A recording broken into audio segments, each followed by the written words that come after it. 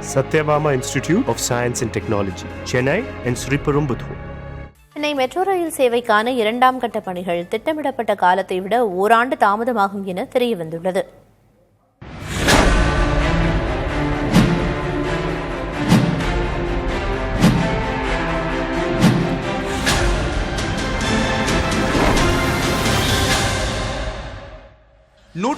Kilometre தொலைவு கொண்ட metro 2ஆம் கட்ட பணிகள் 2027ஆம் ஆண்டுக்குள் நிறைவடைந்து சேவைகள் தொடங்கப்படும் என்று அறிவிக்கப்பட்டிருந்தது.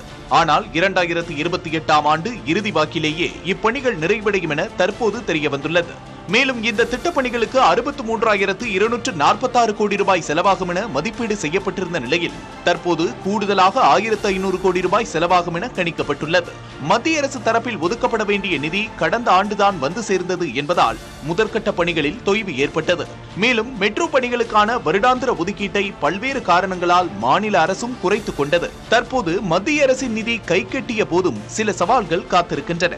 புதிய ஒப்பந்தங்களை மேற்கொள்வது, ரயில் நிலையங்களின் வடிவமைப்பு மற்றும் பயன்பாட்டை மாற்றியமைத்தல் என சவால்கள் இருக்கின்றன.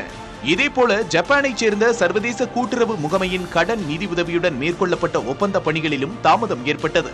நிலம் கையகப்படுத்துதல், வழிபாட்டு தலங்கள் மீதான முடிவு உள்ளிட்டவற்றால் சில திட்டங்களை நிறைவு செய்ய 6 முதல் 8 மாதங்கள் கூடுதல் நேரம் பிடிக்கும் என தெரிய வந்துள்ளது. சோழிங்கநல்லூர், நந்தம்பாக்கம், மந்தைவெளி, கோடம்பாக்கம், கோயம்பேடு ஆகிய பகுதிகளில் சில சிக்கல்களை களைந்து திட்டத்தை நிறைவேற்ற வேண்டியுள்ளது. Satyabama Institute of Science and Technology, Chennai and Sriperumbudur.